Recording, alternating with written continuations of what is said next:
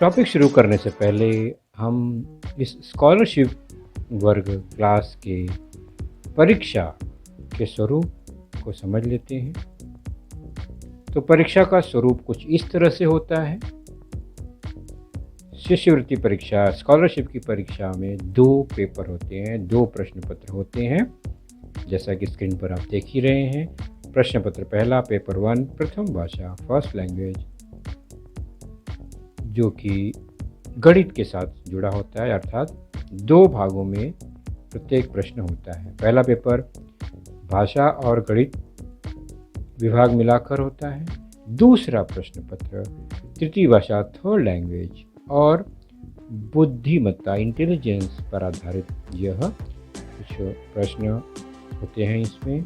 तो यह भी 2 भागों में बटा है, अर्थात 2 प्रश्न पत्र 4 भागों में बटे होते हैं। तो कुल मिलाकर 2 पेपर होते हैं। हमारा जो विषय है, ये वीडियो है, वह पहले पेपर में जो गणित विभाग है उस पर आधारित है। तो पहले पेपर में और दूसरे पेपर में इसी तरह प्रश्न संख्या होगी। 25 प्रश्न पहले विभाग में, जो कि लैंग्वेज भाषा पर आधारित है, और दूसरा विभाग गणित या बुद्धिमत्ता होगा तो वह 50 प्रश्न होते हैं। उसमें कुल मिलाकर 75 प्रश्न होते हैं और प्रत्येक प्रश्न के लिए 2 अंक निर्धारित किए गए हैं। इसका मतलब हुआ कि 25 प्रश्न जो लैंग्वेज पर है, भाषा पर है, वह 50 अंकों का होगा, और जो दूसरा विभाग गणित अथवा बुद्धिमत्ता होगा तो उसमें 50 प्रश्न के लिए 100 अंक निर्धारित होंगे। कुल मिलाकर 75 प्रश्न, 75 क्वेश्चंस पर 150 अंक निर्धारित किए गए हैं, और दोनों प्रश्न पत्र को हल करने के लिए समय 90 मिनट का, 1.5 घंटे का मिलता है। अलग अलग 2 पेपर होते हैं। पहला पेपर पर हम चर्चा करेंगे। पहले पेपर में भी हम गणित विभाग पर ही चर्चा करेंगे। तो गणित विभाग में भी जैसा कि हमने देखा 50 प्रश्न 100 अंकों के लिए होते हैं। हर प्रश्न के उत्तर के लिए 4 पर्याय दिए गए होते हैं, और कक्षा 8वीं जो है, इस कक्षा में अधिकतम 20% प्रश्न ऐसे होंगे जिसके 2 हल होंगे, और प्रश्न में वह लिखा गया होगा कि 2 विकल्प चुनिए, 2 पर्याय चुनिए, तो हमें दोनों पर्याय चुनना होगा। 20% प्रश्न का मतलब हो गया कि 10 प्रश्न गणित में, 5 प्रश्न भाषा में हो सकते हैं। तो सही पर्याय चुनते समय दोनों पर्याय को चुनना बहुत आवश्यक है। एक पर्याय चुनने पर वह उत्तर गलत माना जाएगा। कैसे चुनना है? उत्तर पत्रिका कुछ इस तरह से होती है। प्रश्न क्रमांक लिखे गए होंगे 1 से 75 तक। उसके सामने 4 ऑप्शन होते हैं। उनमें से हमें जो पर्याय सही होगा उसी को चुनना है, उसी को भरना है। मान लीजिए पहले प्रश्न का पहला और तीसरा पर्याय सही है, तो पहले और तीसरे को हम ब्लू अथवा ब्लैक पेन से उसको डार्क कर देंगे। उस वृत्त के, सर्कल के बाहर इंक न जाने पाए, ध्यान रखेंगे। उसी प्रकार चौथा सही है अगर दूसरे प्रश्न का, तो चौथा को ही चुनेंगे, एक ही चुनेंगे। 5वें में अगर 2 पर्याय सही है तो दोनों चुनना है, दूसरा और चौथा अगर सही है तो। और यदि दूसरा तीसरा सही है 8वें प्रश्न में, तो हम दूसरे और तीसरे को ही चुनेंगे। अन्य पर्याय पर किसी भी प्रकार का इंक या स्याही नहीं लगाएंगे। तो ब्लू और ब्लैक, यही 2 ही इंक को चुनना है, 2 ही पेन से लिखना है हमें। एक बार में एक ही पेन का उपयोग करें पूरे पेपर में। ऐसा नहीं कि कुछ प्रश्न ब्लू से, कुछ प्रश्न ब्लैक से, ऐसे हल नहीं करने हैं। अन्य किसी भी प्रकार का रंग अगर है, लाल, हरा, पीला इत्यादि, तो उस पर कोई अंक नहीं मिलेगा क्योंकि वो चेक ही नहीं हो। तो शिष्यवृत्ति परीक्षा 8वीं कक्षा गणित विषय में हमारा आज का जो घटक है वह है भूमिति, रेखा गणित या ज्योमेट्री का भाग यह होता है, जिसके अंतर्गत हम चर्चा करेंगे पॉइंट 3.1 ये मुद्दा है बिंदु, रेखा और कोण पर आधारित कुछ प्रश्न होंगे इसमें। तो सबसे पहले हम बिंदु, रेखा और कोण को जान लेते हैं, जिसके अंतर्गत पहले हम कोण मापों के अनुसार उनके प्रकार को देखेंगे। जैसा कि आप जानते हैं, 0 अंश का जो कोण है उसे शून्य कोण कहते हैं, और दूसरा टप्पा है 90 अंश का कोण, जिसे हम समकोण कहते हैं। तो ये टप्पे वाइज कोण के माप हैं 0 और 90।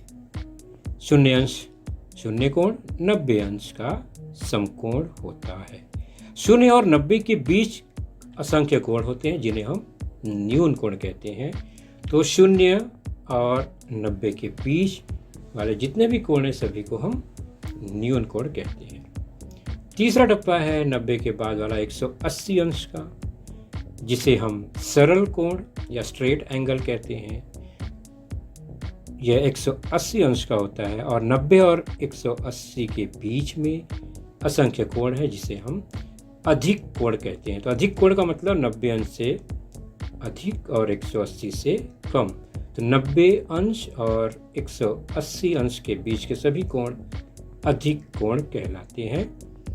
उसके बाद का टप्पा है पूर्ण कोण यानी 360 अंश का, जिसे हम कहते हैं पूर्ण कोण, कंप्लीट एंगल। और 180 और 360 के बीच भी असंख्य कोण है, जिसे हम प्रतिवर्ती कोण या रिफ्लेक्स एंगल कहते हैं। तो 180 से अधिक और 360 से कम माप वाले जितने भी कोण हैं सब प्रतिवर्ती कोण के अंतर्गत आते हैं। तो सामान्य तौर पर बच्चों हम 3 प्रकार के कोण ही जानते हैं, समकोण, न्यून कोण, अधिक कोण। लेकिन 0 से लेकर 360 के बीच में कुल 6 प्रकार के टप्पे, नहीं 7 प्रकार के टप्पे हैं यहाँ पर, वो हमें जानना जरूरी है। 4 प्रमुख फिक्स एंगल है, जिसके माप है 0, 90, 180 और 360, और उनके बीच वाले जो कोण है वो न्यून कोण, अधिक कोण और प्रतिवर्ती कोण हैं। तो ये कोणों के कुछ प्रकार मापों के अनुसार।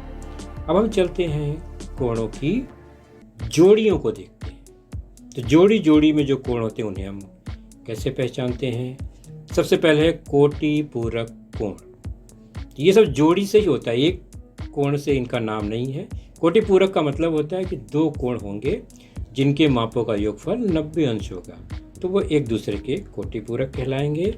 तो मुख्य पॉइंट क्या है? 2 कोणों के मापों का योगफल 90 अंश होना चाहिए। उदाहरण के तौर पर यहाँ पर देखेंगे 1 और 89, 1 और 89 मिलाकर 90, यानी ये दोनों एक दूसरे के कोटि पूरक हैं। ठीक उसी प्रकार 10, 80, 75, 15, x और 90 माइनस एक्स, यानी अगर x है तो 90 में से घटा देंगे तो वो उसका कोटि पूरक हो जाएगा। दूसरी जोड़ी है संपूरक कोण। तो संपूरक कोण में कोणों का योगफल 180 अंश होता है। तो जिन 2 कोणों के मापों का योगफल 180 अंश हो उन्हें हम संपूरक कोण कहेंगे। ठीक उसी प्रकार प्रमुख बात क्या है इसमें? कोणों के मापों का योगफल 180 अंश। उदाहरण के तौर पर देखें तो 1 और 179 ये दोनों मिलाएंगे तो 180 होता है, मतलब ये एक दूसरे के संपूरक कोण है। उसी प्रकार 100, 80, 75, 105, x और 180 माइनस एक्स, ये भी एक दूसरे के संपूरक कोण हैं। अगली जोड़ी देखते हैं, आकृति से समझने का प्रयास करते हैं। संलग्न कोण, आसन्न कोण, एडजेसेंट एंगल। जिन 2 कोणों की एक भुजा सामान्य होती है, उन कोणों और उनके अंतर्भाग अलग अलग हो, उन्हें संलग्न कोण कहते हैं। आकृति से समझते हैं, यह एक कोण है, यह दूसरा कोण है।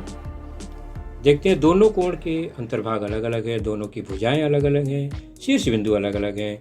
लेकिन जब वो इस तरह से जुड़ते हैं कि शीर्ष बिंदु एक होता है, भुजा एक सामान्य हो जाती है, अंतर्भाग अलग अलग हो गए, तो ऐसे कोण, देखिए शीर्ष बिंदु एक है लेकिन अंतर्भाग अलग अलग, एक भुजा कॉमन हो गई दोनों में, ऐसे कोणों को कहते हैं संलग्न कोण, आसन्न कोण।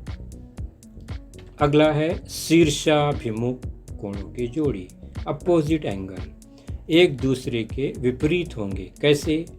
तो 2 कोणों की भुजाएं यदि परस्पर विपरीत किरणें हो तो इन दो किरणों से बनने वाले कोणों की जोड़ी शीर्षाभिमुख कोण कहलाती है और इनके माप समान होते हैं। देखते हैं हम कैसे होता है। तो ये दो अलग अलग कोण हैं। अगर ये इस तरह से जुड़ जाएं कि इनकी भुजाएं परस्पर विपरीत किरणें बन जाएं, जैसे कि ये देख रहे हैं, और इनके माप भी समान हो जाते हैं, तो ये शीर्षाभिमुख है। तो इनकी भुजाएं दो किरणें बनकर, देखिए विपरीत किरणें हैं तो रेखा बन गई, तो इसे अपोजिट एंगल शीर्षाभिमुख कोण कहते हैं और इनके माप समान होते हैं। आगे चलते हैं। अगली जोड़ी है रेखीय युगल कोण, लीनियर पेयर। जिन दो संलग्न कोणों की असामान्य भुजाएं, यहाँ पर संलग्न कोण होने चाहिए लेकिन उनकी जो भुजाएं हैं जो कि सामान्य नहीं है, वे एक दूसरे की विपरीत किरणें होंगी। जैसे ये संलग्न कोण है, अगर इनकी जो असामान्य भुजा है, जैसे कि ये लाल वाली भुजा देख रहे हैं, इस तरह से हो जाए कि दूसरी राइट वाली भुजा से एक रेखीय हो जाए, एक रेखा बनाए, अपोजिट किरण हो जाए इस तरह से, तो ये रेखीय युगल कोण बनता है। और एक रेखा पर बना हुआ कोण सीधा सरल रेखा है तो वो 180 अंश ही होगा दोनों मिलाकर। तो रेखीय युगल कोण दोनों कोणों के मापों का योगफल 180 अंश होता है और ये संलग्न कोण भी होते हैं और दोनों मिलाकर 180 है तो संपूरक भी होंगे। चलिए इन्हीं पर आधारित कुछ प्रश्न देखते हैं। नमूना प्रश्न 3.1। पहला प्रश्न देखेंगे। दो संपूरक कोणों के माप यहाँ दिए गए हैं, 4x धन 5 और 6x ऋण 15, ये दो माप दिए गए हैं। ये संपूरक कोणों की जोड़ी है तो उनके माप बताना है। ऑप्शन आपके पास है पहला, दूसरा, तीसरा और चौथा, 4 ऑप्शन आपके पास है। जो भी सही होगा उसे हम क्या करेंगे, चुनेंगे और भर देंगे। तो शुरुआत करें। सबसे पहले हम क्या देखेंगे, दो संपूरक कोण जो दिए गए हैं, तो ये संपूरक कोण है, इसका मतलब इनमें क्या खास बात है कि इनका योगफल 180 अंश होना चाहिए। तो दोनों को जोड़ दिया, 180 आ गया। सरल करेंगे कोष्टक तोड़ते हुए, सजाती पद एक साथ रखेंगे, 6x 4x एक साथ हो गए और 5 और 15 हम पक्षांतर कर देते हैं, दूसरी ओर ले गए तो लेफ्ट साइड में 10x हो गया और राइट साइड में हो गया 180 में से 5 घटाइए, 15 जोड़िए, कुल मिलाकर 190 आ गया। 10x बराबर 90 तो x बराबर 190 बटा 10, इसका मतलब x का मान हो गया 19। तो यहाँ पर x 19 मिला, लेकिन हमें तो कोणों के माप चाहिए, तो जहाँ जहाँ x है वहाँ वहाँ 19 रख देंगे। तो पहले में 4x है, मतलब 4 गुणे 19, 76 धन 5 हो गया, और दूसरे में 6 गुणे 19 यानी 114 ऋण 15 हो गया। सरल करेंगे तो 81 और 114 ऋण 15 99 हो गया। तो 81 और 99 ये जो है संपूरक कोण हुए, जोड़ी हुई। और हम चलते हैं, चेक करते हैं उत्तर के ऑप्शन को, तो वो है दूसरा। तो हमें कौन सा उत्तर चुनना होगा, दूसरा। इस तरह से यह प्रश्न हल हुआ। चलते हैं हम दूसरे उदाहरण की ओर, और यह उदाहरण आपके मई 2021 के परीक्षा में, स्कॉलरशिप की परीक्षा में आया हुआ पेपर का यह प्रश्न है। चलिए उसी को हल करके देखते हैं। किसी कोण के कोटि पूरक कोण के संपूरक कोण का माप 108 अंश हो तो उस कोण का माप ज्ञात करो। ध्यान से देखेंगे प्रश्न को, ऑप्शन भी दिए गए हैं यहाँ पर 4। जो भी सही होगा उसे हमें चुनना है, ये बार बार कहने की जरूरत नहीं है। प्रश्न को ध्यान से पढ़ना जरूरी है। पहले हमें क्या करना है, किसका माप दिया गया है, कोटि पूरक, किसी कोण के कोटि पूरक कोण के संपूरक कोण का माप 108 है। अर्थात एक कोण है, फिर उसका कोटि पूरक कोण, और इस कोटि पूरक कोण का संपूरक कोण का माप 108 है। मतलब अगर कोण x है कोटि पूरक उसका होगा 90 माइनस एक्स। मैंने शुरू में बताया कि कोटि पूरक निकालना है तो 90 में से घटा देंगे, तो x का कोटि पूरक आ गया 90 माइनस एक्स। अब इस 90 माइनस एक्स का संपूरक यानी इस कोटि पूरक का संपूरक तो ज्ञात करने के लिए 90 माइनस एक्स को 180 में से घटाएंगे, तो ये हमारा कोण हो गया और इसका संपूरक निकालना है तो 180 में से इसे घटा देंगे। ये हो गया कोटि पूरक का संपूरक पद के अनुसार। अब प्रश्न में क्या दिया गया है? प्रश्न में दिया गया है यह जो संपूरक कोण है इसका जो माप है वो 108 है। प्रश्न में लिखा गया है कि कोटि पूरक के संपूरक कोण का माप 108 है। तो इस तरह से यह समीकरण प्राप्त हुआ। सरल करेंगे हम तो 180 में से 90 घटाया 90 धन x बराबर 108।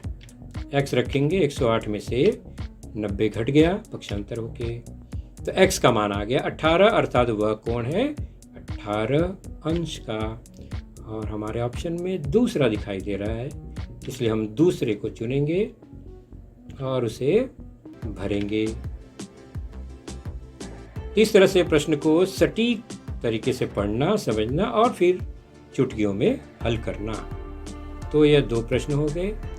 आगे चलते हैं तीसरे प्रश्न की ओर। यह भी फरवरी 2019 के पेपर में आया हुआ प्रश्न है। देख लेते हैं आखिर इसमें क्या खास बात है। किसी कोण का माप उसके संपूरक कोण के माप का 1/4 गुना है, तो उस कोण के कोटि पूरक कोण का माप कितना होगा? 4 ऑप्शन दिए गए होंगे, निश्चित है। जो भी सही होगा उसे हमें चुनना होगा। तो सबसे पहले प्रश्न को समझना, क्या दिया गया है। सबसे पहले कोण और उसके संपूरक कोण का माप। तो कोण x है और संपूरक कोण 180 में से घटा देंगे, तो ये 2 जानकारी हमें मिल गई। अब प्रश्न में कहा गया है कि ये जो कोण है वो संपूरक कोण का 1/4 गुना है। मतलब क्या हुआ? तो जो मुख्य कोण है वो संपूरक कोण के माप का 1/4 गुना है, अर्थात कि ये जो x है वो 180 ऋण x का 1/4 गुना है। इस तरह से समीकरण बनेगा। अब एक बार समीकरण बन गया तो तिरछा गुणा करते हुए 4 को लेफ्ट में लेके आएंगे, बच गया 180 ऋण x को पक्षांतर करेंगे, हो गया 4x धन x मिलाकर 5x बराबर 180। हल करेंगे तो 180/5 और सरल कर देंगे तो 36 आ गया। तो x का मान हो गया 36। अब हमें x का मान 36 यानी वो कोण तो मिल गया, लेकिन प्रश्न में पूछा गया है उस कोण के कोटि पूरक का बताना है। तो 36 मिला, इसका कोटि पूरक, तो 36 का कोटि पूरक कोण कैसे पता करेंगे? तो 90 में से घटा देंगे, आ गया 54। तो ये हमारा उत्तर हुआ 54, जो कि तीसरा ऑप्शन है। इस तरह से तीसरा सही हुआ। तो प्रश्न में दी गई जानकारी को ध्यान से पढ़ना है, इसके बाद ही हमें हल करना है। चलते हैं अगले प्रश्न की ओर। फरवरी 2017 का प्रश्न। तो बहुत सारे प्रश्न आपको बोर्ड के पेपर के मिल रहे हैं बच्चों। किसी कोण के संपूरक कोण, कोटि पूरक कोण दोनों का अनुपात 13:4 हो तो उस कोण का माप कितना? तो मैं हिंट दूंगा बच्चों, आप स्वयं हल करने का प्रयास कीजिए। 4 ऑप्शन है यहाँ पर।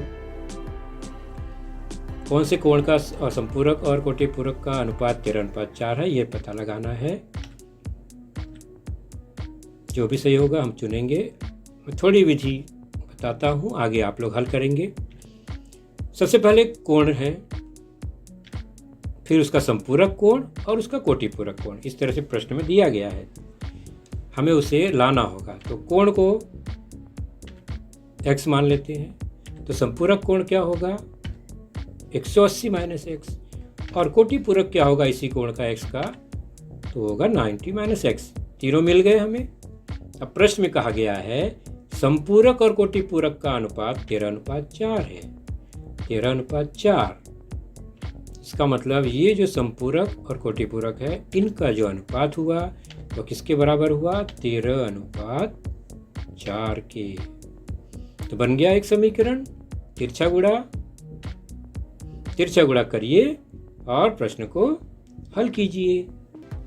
तो समीकरण स्वयं हल करने का प्रयास कीजिए। उत्तर मैं बता देता हूँ। उत्तर आएगा 50।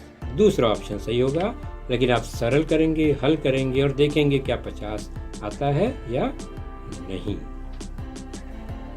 अब चलते हैं फरवरी 2019 का ही एक प्रश्न लेते हैं और यह मज़ेदार प्रश्न है। घड़ी की सुई का प्रश्न है कि घड़ी में यदि 2:15 हो रहा है, आप लोगों ने घड़ी देखा होगा बच्चों, सुई वाली घड़ी, घंटे मिनट वाली, 2:15 सवा 2 बजे, तो उन दोनों सुइयों के बीच में कितने अंश का कोण बनेगा।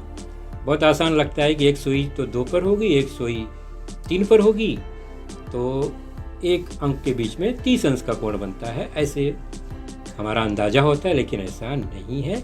चलिए देखते हैं, पहले समझने का प्रयास करते हैं ऐसे प्रश्नों को हल कैसे किया जाता है। पहले हम क्या करेंगे, निरीक्षण करते हैं एक घड़ी का। 2:15। हम जब भी घड़ी वाले प्रश्न होंगे शुरुआत 12 से करेंगे, उसके बाद देखेंगे सुई कहाँ पर जाकर रुकती है और कोण कैसे बनता है। तो पहले 2:15 में निरीक्षण करते हैं कि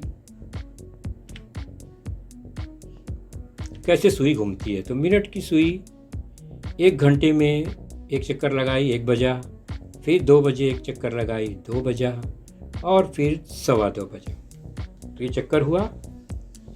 तो मिनट की सुई 3 पर आकर रुक गई 12 से शुरू होकर, और घंटे की सुई 2 के आसपास आके रुकी है, ये हमने ध्यान से देखा।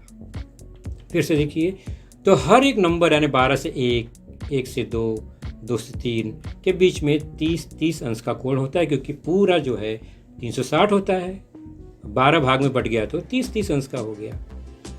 तो हर अंक के बीच में 30 अंश का कोण होता है, ये सामान्य तौर पर ये दिखाई दे रहा है हमें। अब चलते हैं कैलकुलेशन की।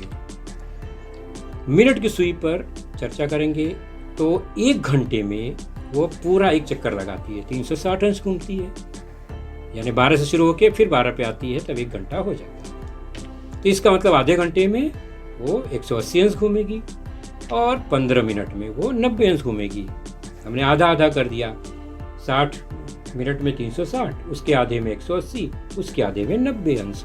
तो 15 मिनट में 90 अंश घूमेगी मिनट की सुई। 15 मिनट क्यों लिया हमने, क्योंकि 2:15 हो रहा है। आगे चलते हैं। तो ये 90 अंश का जो एरिया है वो मिनट की सुई ने कवर किया। अब घंटे की सुई का निरीक्षण करें। तो 1 घंटे में घंटे की सुई एक ही अंक क्रॉस करती है, यानी 30 अंश। तो आधे घंटे में 15 अंश और 15 मिनट में 7.5 अंश। 15 मिनट क्यों लिया मैंने यहाँ पर, क्योंकि सवा 2 बज रहा है। तो घंटे की सुई 15 मिनट में 7.5 अंश ही सरकती है। अब समय कितना हो रहा है, 2:15। ये ध्यान रखेंगे, 2:15 मतलब 2 घंटा और 15 मिनट। तो घंटे की सुई कितने अंश चली, 2 घंटे और 15 मिनट। तो 1 घंटे में 30 अंश, 2 घंटे में 60 अंश, तो इसका मतलब 30 और 15 मिनट में 7.5 अंश। इतना चक्कर लगाया घंटे की सुई ने, कुल मिलाकर 67.5 डिग्री, 67.5 अंश घंटे की सुई ने रास्ता तय किया। तो मिनट की सुई ने 90 मिनट और घंटे की सुई ने 67.5 मिनट। तो ये कुल यात्रा हुआ। घंटे की सुई का भी दिख रहा आकृति में, तो 67.5 अंश घंटे की सुई का हुआ। मिनट ने तो 90 किया है, तो दोनों सुई के बीच में अंतर कितना होगा ये पता लगाना है। तो आसान हो गया ना, ज़्यादा है 90 मिनट की सुई का, उसमें से कम 67.5 घटा देंगे, जो भी अंतर है वो 22.5 आ गया। दोनों सुई के बीच का अंतर हुआ। तो नया प्रश्न लग रहा है, थोड़ा सा प्रश्न समझने में कठिनाई होगी, लेकिन हम दूसरा उदाहरण में देखेंगे तो जल्दी समझ में आ जाएगा। 22.5 अंश का अंतर दोनों सुइयों में होगा, तो ऑप्शन दूसरा सही होगा हमारा। हम दूसरे को चुनेंगे, दूसरा उत्तर सही है। सवा 2 बजे का ये हाल है। चलिए हम ऐसे ही एक उदाहरण और लेते हैं स्वाध्याय के रूप में, ताकि आप समझ सको कि हमने इसके पहले क्या किया।